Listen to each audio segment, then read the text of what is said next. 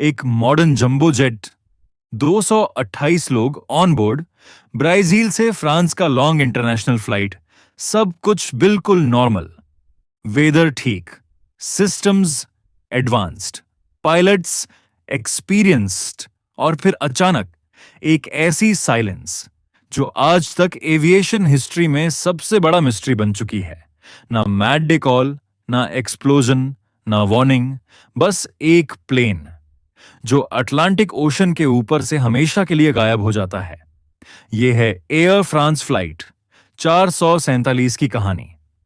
मई 2009 की रात थी। एयर फ्रांस फ्लाइट 447 ने रियो डी जेनेरो से पेरिस के लिए टेक ऑफ किया। प्लेन एयरबस A330 था, मॉडर्न, रिलायबल और लॉन्ग हॉल फ्लाइट्स के लिए फेमस। 228 लोग ऑन बोर्ड थे, families, business, travellers, tourists, crew members. शुरू में सब कुछ बिल्कुल नॉर्मल था।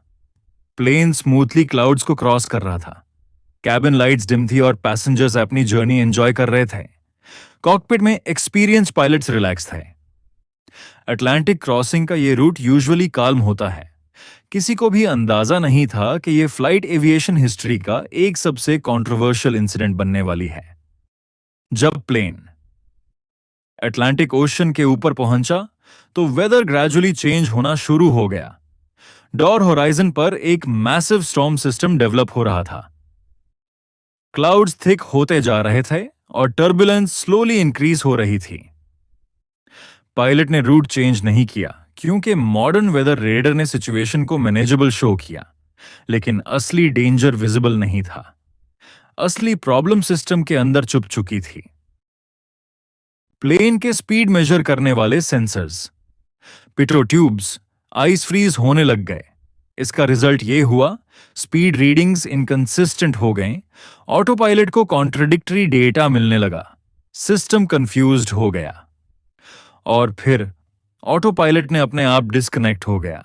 ये मोमेंट क्रिटिकल था, लेकिन कॉकपिट को अभी फुली रियलाइज नहीं हुआ था।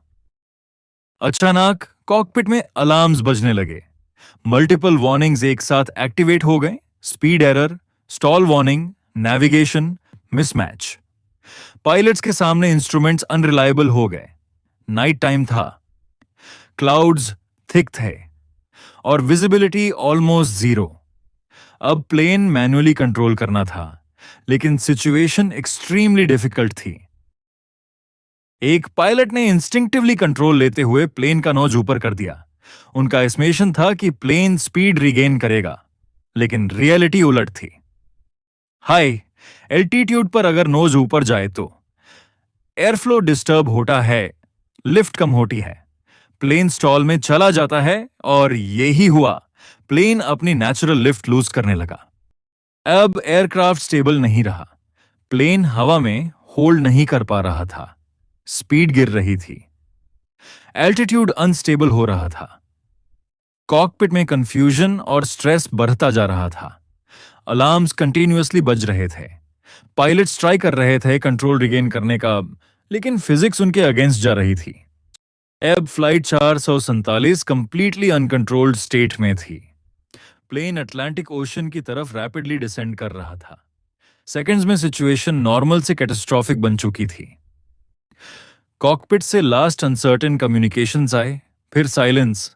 रडार स्क्रीन पर एक लाइन धीरे धीरे डिसअपियर हो गई और फिर फ्लाइट 447 हमेशा के लिए गायब हो गई। नेक्स्ट मॉर्निंग दुनिया को पता चला कि एक इंटरनेशनल फ्लाइट मिसिंग है। फ्रांस और ब्राजील ने मैसिव सर्च ऑपरेशन स्टार्ट किया। प्लेन्स, शिप्स, सैटेलाइट्स, सब कुछ यूज हुआ, लेकिन अटलांटिक ओशन बहुत वस्त था और रेगजैग का कोई क्लियर ट्रेस नहीं मिल रहा था। डेज गुजरते गए, फिर वीक्स, फिर मंथ्स, और मिस्ट्री और डीप होती गई। ओशन के डीप एरियाज में सर्च इम्पॉसिबल जैसा था। करंट्स डिब्री को दूर ले जा चुके थे। एक्सपर्ट्स को समझ नहीं आ रहा था कि प्लेन एग्जैक्टली गिरा कहां। पब्लिक प्रेशर बढ़ता जा रहा था। फैमिलीज आंसर्स मांग रही थी, लेकिन सिर्फ साइलेंस मिल रहा था। ऑलमोस्ट 2 इयर्स बाद 2011 में एक ब्रेक थ्रू हुआ। डीप ओशन सर्च टीम को रेकेज मिलना स्टार्ट हुआ। फिर ब्लैक बॉक्सेस रिकवर की गईं। Flight data recorder, cockpit voice recorder, ये एविएशन इन्वेस्टिगेशन का सबसे इंपॉर्टेंट मोमेंट था। रिकॉर्डिंग्स ने सब कुछ क्लियर कर दिया। क्रैश किसी सिंगल फॉल्ट की वजह से नहीं हुआ था, बल्कि एक चेन रिएक्शन थी। Pitot tubes freeze, auto pilot disconnect, pilot confusion, incorrect control input, stall condition, recovery failure.